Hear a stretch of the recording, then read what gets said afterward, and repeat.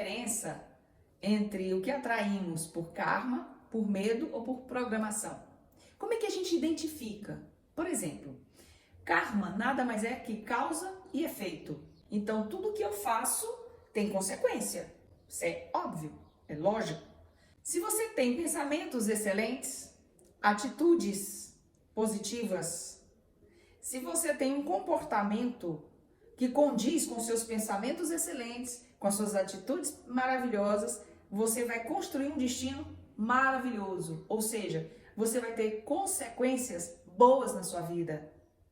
Então, se eu ajo bem, corretamente comigo, com os outros, pelo menos eu procuro ser justo, eu procuro não errar com os outros, eu procuro não errar comigo mesma no meu caminho, eu procuro sempre me aperfeiçoar, eu consigo ter consequências positivas na minha vida.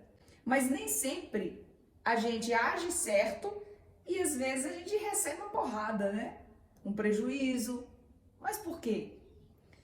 Aí vem a programação ou vem o medo. Quando eu sinto medo, eu crio uma energia poderosa que atrai negativamente um fato dentro da minha realidade ou dentro da realidade que está comigo, na minha vida, na minha existência, negativamente.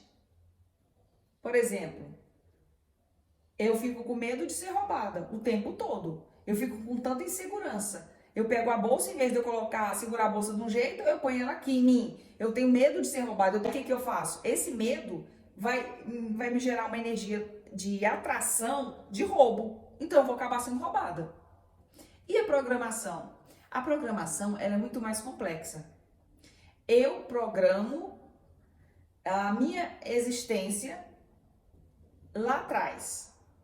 No mundo espiritual, antes de eu vir, eu já vim com uma programação pré-definida. O que é pré-definida?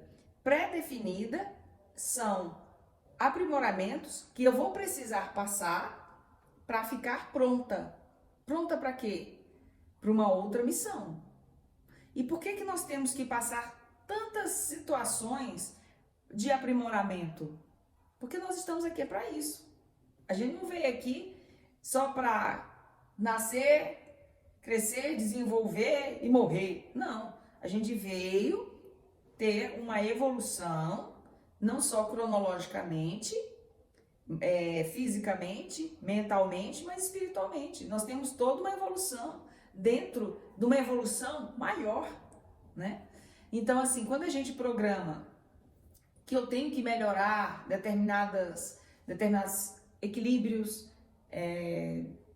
pensamentos, eu tenho que me preparar para ser um amparador, por exemplo, no mundo espiritual. E eu tenho que equilibrar, equalizar minha situação de energia, aprender a conviver com o ser humano, com as emoções humanas, com os animais.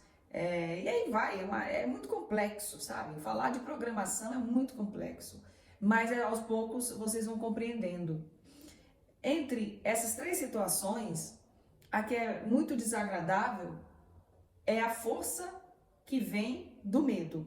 Porque é uma força negativa, você cria um padrão bioenergético de medo, de energia negativa, que atrai coisas ruins. Pessoas muito inseguras, muito medrosas, elas atraem para si situações complicadas por diversas vezes.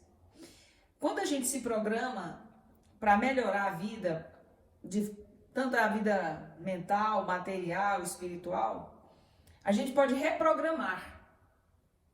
A gente pode reprogramar, inclusive, a nossa vida aqui. Atitudes que a gente precisa se reprogramar, precisa reavaliar.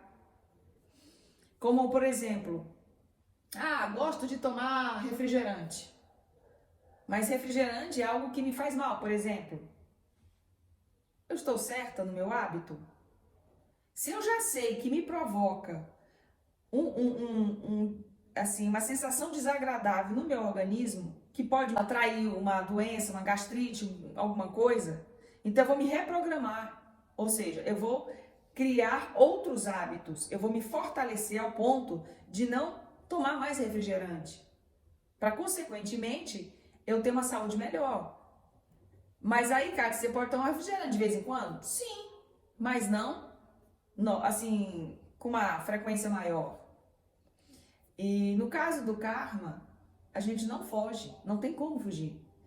Toda ação gera uma reação. Então, o que você planta, você colhe. O que você faz de errado, você vai ter um retorno. O que você faz de bom, vai ter um retorno.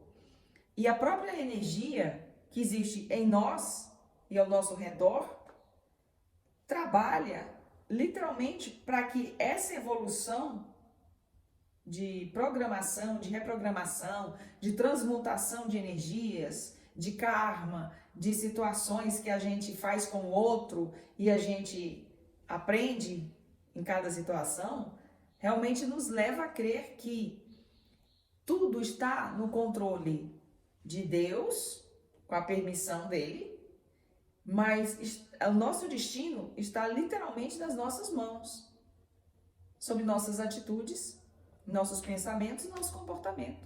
Não foge dessa linha.